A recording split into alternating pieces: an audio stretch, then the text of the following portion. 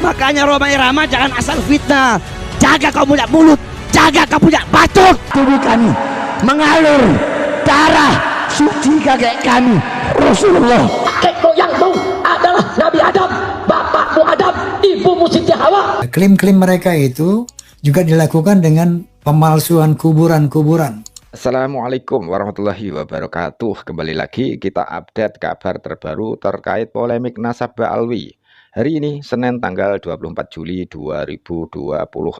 Namun sebelum itu seperti biasa kita simak yang mau lewat berikut ini.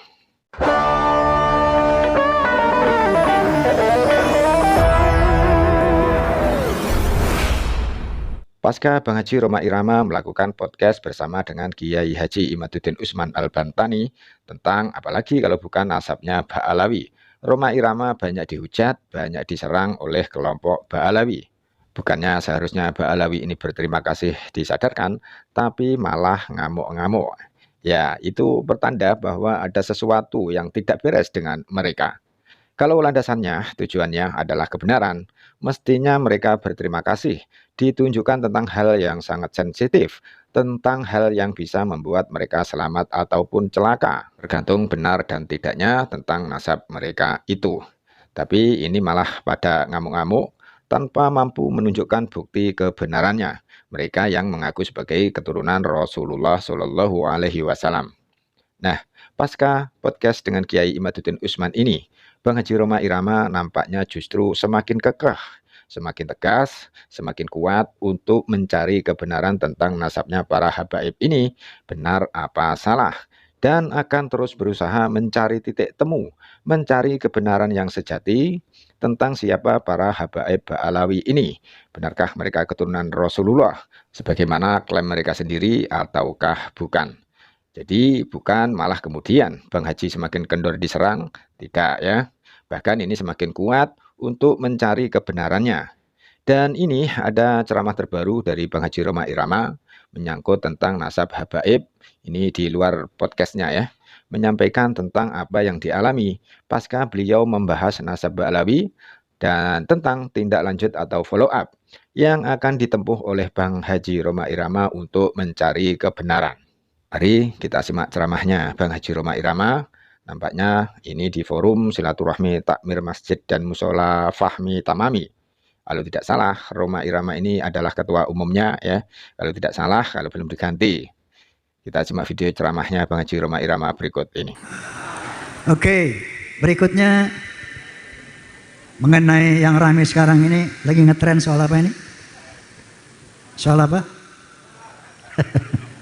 Soal nasab apa nasib? Ini soal nasab ya. Masya Allah jadi trending ini. Saya terpaksa ikut bicara, tujuannya sebagai penengah dalam mengamalkan watawasau bil haqq watawasau bis sabr, saling berwasiat tentang kebenaran dan saling berwasiat tentang kesabaran.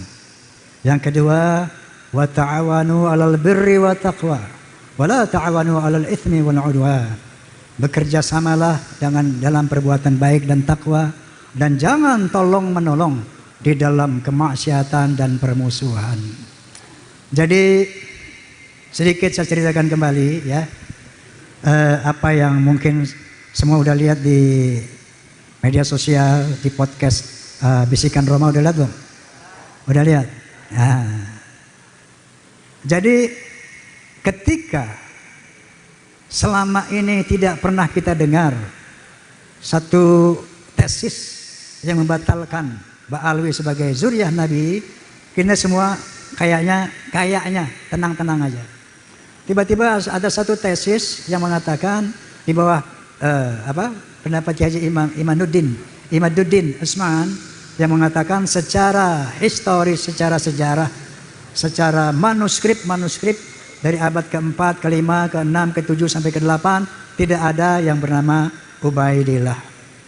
Di mana Ubaidillah ini diklaim oleh kelompok Ba'alawi sebagai zuriyah Nabi, putra keempat dari Ahmad bin Isa.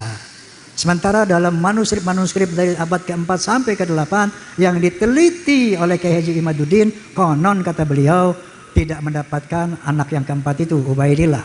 Yang ada cuma 3 putra beliau, yaitu Muhammad, Ali, dan Husain. Nah ini muncul di abad yang ke-9, nama Ubaidillah ini. Maka beliau menyimpulkan bahwa nama Ubaidillah sebagai dzurriyyah daripada Ba'alawi ini cangkokan. Itulah dimulainya begitu. Sampai sekarang ini tentunya belum tuntas ya. Maka saya teringat, saya tanya waktu podcast dengan beliau kemarin, kenapa? Apa awalnya Anda melakukan penelitian ini? Padahal beliau dulu yang membuat nasab tentang Ba'alawi ini. Lalu kata beliau, selama ini saya menyaksikan arogansi daripada oknum-oknum habaib yang jauh dari syariat. Jadi membuat doktrin-doktrin yang sesat menyesatkan. Seperti apa misalnya? Misalnya kita sering ada viral di sebuah video. Ada seorang habib berkata begini misalnya. Itu ada tukang kacang namanya Maman. Itu si Maman ini nggak beres ibadahnya. Tapi beliau ketika seorang habib, nggak perlu saya sebut namanya, Al-Maghfurullah, udah meninggal dunia soalnya. Kalau minta kacang dikasih, dianterin. Satu saat si Maman ini meninggal. Maka dikasih tahu sama Habib ini, Beb, Maman meninggal, baik nanti aku datang. Begitu Habib ini datang, dititipin surat di bawah lehernya, kata Habib ini. Ditulis sebuah surat, disimpan di bawah lehernya. Man, nanti kalau Munkar wa Nakir tanya, lo jangan jawab. Kasih aja nih surat, nanti lo masuk surga bighairi hisab. Ini kayak begini yang disebarkan. Menurut Kiai Imad, banyak hal-hal seperti itu, yang khurafat-khurafat seperti itu. Maka muncullah kecurigaan beliau. Maka beliau mulai meneliti. Nah tentunya ada sanggahan-sanggahan dan sebagainya. Nah sampai kepada tes DNA. Saya juga sudah podcast, barangkali antum sudah lihat podcast saya dengan Dr. Hugeng. Ya, beliau menyatakan bahwa menurut tes DNA, bahwa yang namanya Ba'alawi mustahil sebagai keturunan Nabi. Mustahil sebagai keturunan Nabi. Ini menurut pendapat Dr. Hugeng. Dan ternyata Najwa Shihab pun telah bersaksi di media bahwa beliau telah mengadakan tes DNA. Ternyata haploglobnya 3,4% Arab dan sekian puluh persen lainnya ke India, ke Afrika dan sebagainya. Nah, oleh karena itu kita semua harap tenang dan tidak terprovokasi ya oleh konflik nasab ini. Karena nanti insya Allah atas kesepakatan Kiai Imad, Romel dan juga mungkin Rabitul Alawiyah juga akan saya undang Habib Taufik insya Allah Segaf akan saya undang untuk berbicara di podcast saya agar ada berita yang seimbang. Nanti insya Allah kita akan sepakati untuk duduk bersama yang dimediasi oleh pihak yang netral, Civitas Akademika misalnya. Nanti beliau akan memohon kepada universitas mana yang bersedia memediasi ini. Tentu dengan para ahli, profesor ahli dan sebagainya, ahli sejarah dan ahli genetika tentunya. Nanti mungkin di situ ya akan menentukan endingnya seperti apa. Namun apapun hasilnya nanti tetap jaga persaudaraan para muhibbin, gak usah berhenti mencintai Habib. Seperti saya katakan di podcast saya, itu yang namanya Habib Rizik Syihab, kemudian Habib Ali Kuitang, Habib ini, semua sahabat-sahabat saya. Masya Allah, dengan adanya ini terus terang saya merasa sedih. Tapi apa buat? Hal ini harus dikelirkan, dijelaskan. Ya, jadi walaupun nanti hasilnya mereka bukan turunan Nabi, tetap kita akan jaga persahabatan itu. Kenapa? Karena di akhirat nanti bukan dari nasab inilah ukuran keselamatan seseorang. Karena Allah Subhanahu wa taala berfirman, "Inna akramakum indallahi atqakum." Sesungguhnya ketinggian derajatmu di sisi Allah takwamu, bukan nasabmu. Yarfa'illahu alladziina aamanu minkum walladziina utul ilma darajat. Allah akan mengangkat derajat orang yang berilmu, pengetahuan dan beriman di atas orang-orang yang tidak berilmu dan tidak beriman. Jadi ukuran kemuliaan di sisi Allah adalah iman, takwa dan ilmu, bukan dari nasab. Bahkan Nabi sallallahu alaihi wasallam sendiri bersabda, "Al-jannatu lil muttaqina walau kana 'abdan habasyian, wan naru lil 'asina walau kana sayyidan quraisyan hasyimian."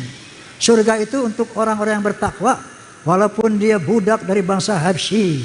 Dan neraka itu untuk orang-orang ahli maksiat, walaupun dia Sayyid Quraisy Bani Hashim. Wa qala Nabi sallallahu alaihi wasallam aidan, walau law ana Fatimah binti Muhammadin saraqat laqata'tu yadaha. Seandainya Fatimah binti Muhammad, anak kandungnya sendiri mencuri, aku akan potong tangannya.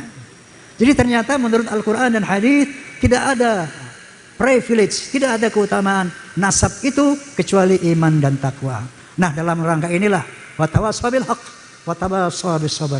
Kita saling berwasiat tentang kebenaran dan saling berwasiat tentang kesabaran. Oke ya, saya sepakat. Ini sudah sering kita sampaikan, termasuk oleh Kiai Imad sendiri juga beberapa kali menyampaikan bahwa seandainya nanti terbukti kaum habaib Ba'alawi ini bukan cucu Rasulullah Shallallahu Alaihi Wasallam, kita akan tetap memperlakukan mereka dengan baik, tidak akan mengusir dari tanah air ini untuk pulang ke para leluhurnya di Hadramaut Yaman.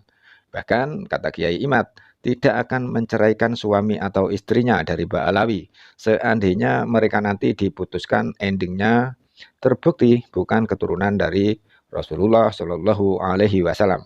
Tentu dengan catatan, seandainya mereka kemudian mau legowo, mau menerima kenyataan itu, dan mau meminta maaf kepada seluruh rakyat Indonesia. Saya kira Bang Haji Roma Irama juga begitu yang dimaksudkan.